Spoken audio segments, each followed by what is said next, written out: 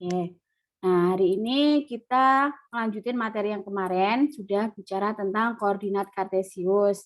Ini kemarin udah dijelaskan ya, bagaimana apa sih koordinat kartesius, terus gunanya apa, kemarin sudah kita pelajari. Nah, kemarin ya, jadi koordinat kartesius itu berhubungan dengan apa dalam pembuatan peta. Ada koordinat-koordinat untuk menentukan letak suatu tempat. Nah, kemarin sudah belajar. Jadi ada sumbu X. Sumbu X itu namanya absis. Disebut kalau di dalam peta itu namanya garis ekuator yang membelah bumi jadi dua, yaitu belahan bumi utara dan selatan. Sedangkan sumbu Y di koordinat kartesius itu namanya ordinat, disebut garis meridian yang membelah bumi menjadi dua bagian, yaitu bagian barat dan bagian timur. Ini hubungannya sama IPS ya, yang kalian bicara tentang peta. Nah, kemarin seperti ini. Sumbu X itu sumbu yang mendatar, yang tidur. Kalau sumbu Y itu yang menurun atau vertikal. Dan koordinat kartesius ditulis sebagai X, Y. Tadi ingat, X itu absis, Y itu ordinat. Coba untuk mengingat-ingat kemarin. Saya kasih titik dulu. Titik di sini. Kira-kira koordinatnya berapa ya? Aduh, yuk bantu saya dong. Berapa ini koordinatnya? Hai. Masa sound saya rusak lagi? Enggak usah. Oh, enggak. Oke, berapa koordinatnya? Ayo, X, Y. X-nya di sumbu berapa ini? X-nya di titik berapa? Lihat. X itu kan sumbu yang tidur kan kemarin. X-nya di 0. Ya kan? Y-nya di berapa? 2. 2. Berarti koordinatnya 0,2. 2. Iya, betul. Sekarang yang di sini. Berapa ya?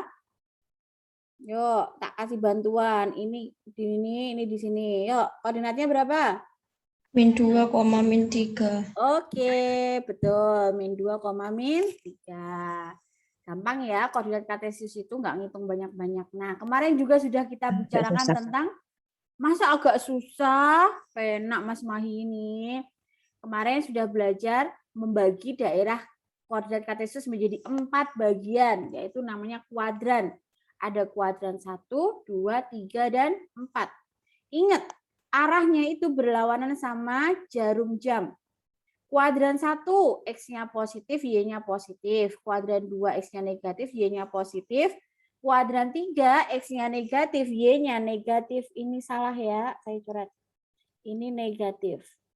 Nah, terus kuadran 4, ini kuadran 4 ya, bukan kuadran 3. Kuadran 4 itu X-nya positif, Y-nya negatif. Kalau digambar seperti ini. Jadi ini X, ini Y. Ini kan kuadran 1 yang jadi patokan sini ya. Terus arahnya itu berlawanan sama jarum jam.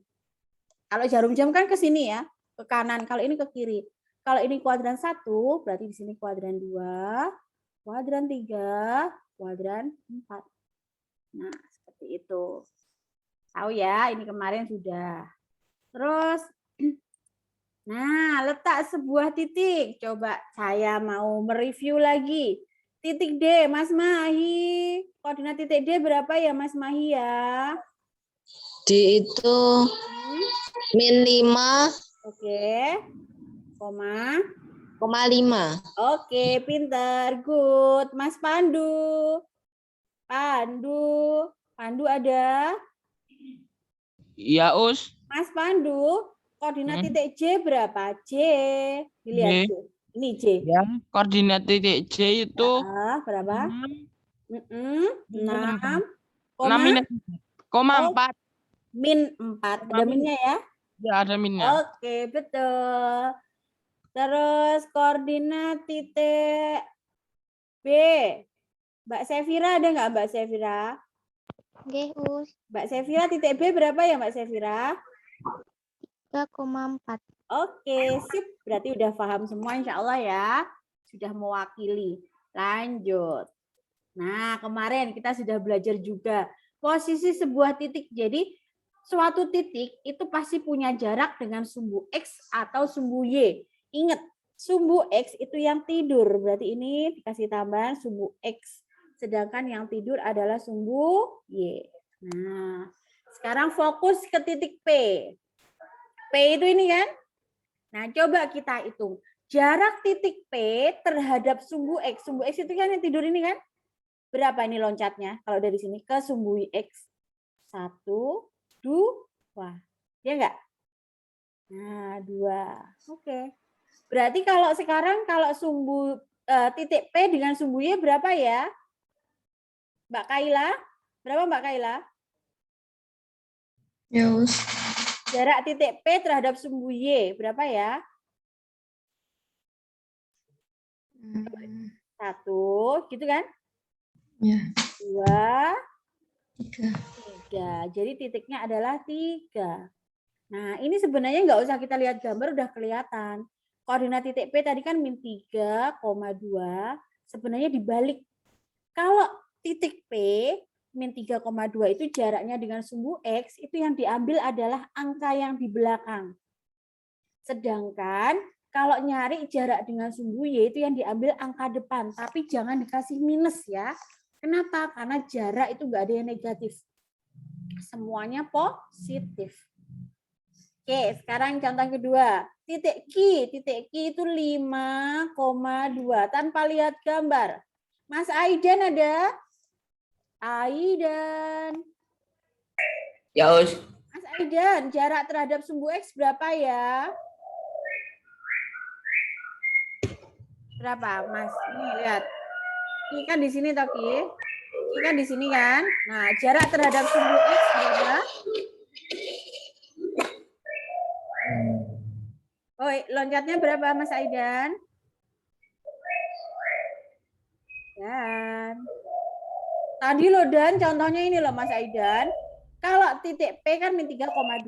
Kalau jarak terhadap sumbu X kita ambil yang belakang. Kalau terhadap sumbu Y yang diambil yang depan. Berarti kalau ini berapa isinya? Dan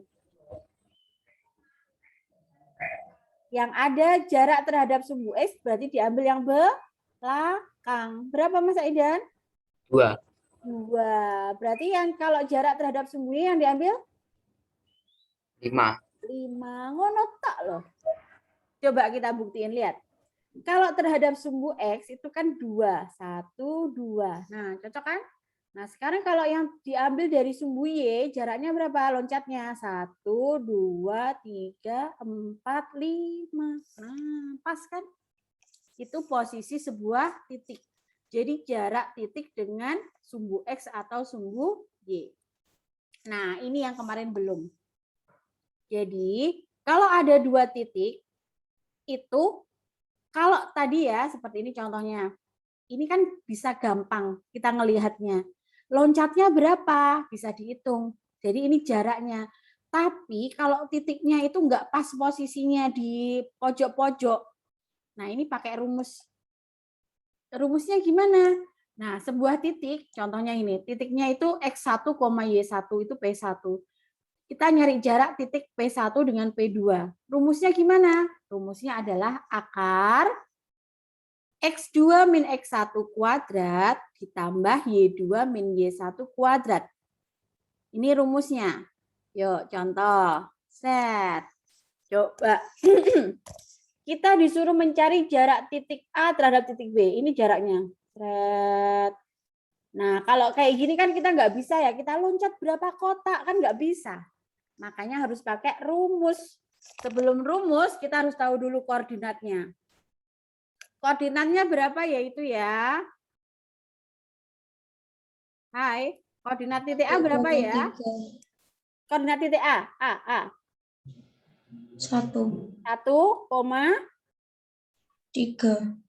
1, ini Mbak A. 1,1. Iya, 1,1 ya kan? Sekarang yang B.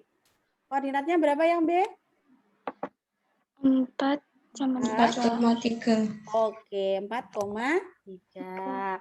Sekarang kita tentuin dulu nih. Kalau tadi rumusnya, rumus D itu jarak ya. Tadi jarak itu rumusnya adalah akar X1 min X1 min X2 kuadrat. Jadi X sama X ditambah Y1 min Y2 kuadrat. Ini rumusnya. Kita tentuin dulu ya, mana X1, mana Y1. Ingat, kalau di sini X1, temennya selalu Y1. Nih, kalau ini X1, berarti yang belakang Y1. Berarti kalau di sini X2, ini Y2. Jadi pasangannya itu X sama Y. Nggak boleh ya, ini X1, ini X2, nggak boleh. Karena koordinat itu X, Y. Nah, berarti dari sini kita tahu, tinggal ngisi aja kan, X1-nya berapa? Hai, 1 min X2-nya berapa? 4. 4. Nah, dikurung ya, jangan lupa kurung ya. Ditambah, Y1-nya berapa? 1. 1. Y2-nya 3. 3 kuadrat. Nah, kita selesai dulu dalam kurung. 1 dikurangi 4 berapa? Min Min 3. 3. Oke. Terus 1 dikurangi 3? Min 2. Min 2 kuadrat. Nah, baru kita kuadratkan. Min 3 dikuadratkan berapa? 9. Positif apa negatif? Positif. Oke, 9 positif. Ditambah. Min 2 dikuadratkan. Positif apa negatif? Positif. Positif berapa? 4. 4. Berarti ini sama dengan akar? Akar? 9 tambah 4 berapa? 13. 13. Ada nggak akar 13? Ada nggak? Hai, apakah 13 bilangan kuadrat? Hai. Bukan. Jadi kalau dia nggak punya akar, ya udah berhenti di sini. Jawabannya apa? Ya akar 13. Cuma gitu aja. Easy toh? Susah, Us. Apanya yang susah, Mas Mahi? Rumusnya belum hafal. Iya. Iya, Hi, Mahi. Umet sama tulisannya. Mumet sama tulisannya. Tulisan saya terlalu bagus ya? Ya Allah, saya terharu deh. Tulisan saya terlalu bagus ya, Mas Mahi. Oke, coba ada selanjutnya enggak ya? Oh, udah habis? Gampang banget ya. Jadi materinya untuk koordinat kartesius itu cuma gampang. Kalian cuma apa intinya? Ini udah ya, saya tutup ya. Nanti saya share di Google Classroom. Jadi intinya koordinat kartesius itu cuma membicarakan apa aja tadi? Posisi titik, ya kan? Posisi gambarnya, kalian disuruh nyari ini koordinat berapa. Nah, kayak gitu. Terus habis itu jarak titik terhadap sumbu X dan sumbu Y.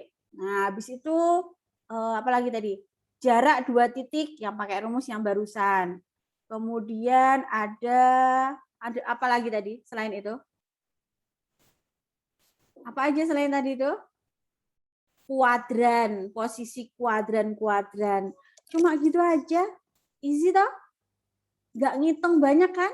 Makanya untuk materi koordinat kartesius itu saya nggak akan ambil banyak waktu karena cukup 2 kali pertemuan sudah siap ulangan. Minggu depan, hari Selasa, kita ulangan live. Jadi nanti Google Classroom langsung linknya saya taruh di chat minggu depan. Soalnya mau berapa? 20 nomor itu cukup soal 10 apa 15 gitu. Atau mau 20 menit 20 soal? Enggak tega saya. Sangat Iya, 10 aja ya. Iya. Ya, langsung main menang soal 10. Soal 10 pilihan ganda waktunya 20 menit di Google di chat langsung. Siap ya? Jadi soalnya ya cuma itu. Jadi kalian belajar posisinya gimana. Makanya catatannya di ini. Boleh buka buku. Enak toh? Enak enggak?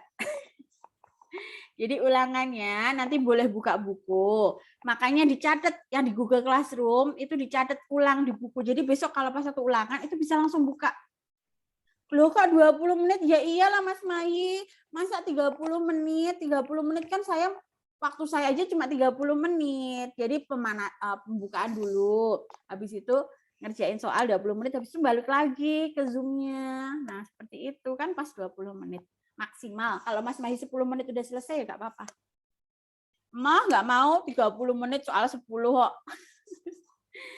Kalau 30 menit soalnya 30 Mas Mahi mau nggak? Mas Mahi beraninya ngomong di chat, nggak berani ngomong langsung.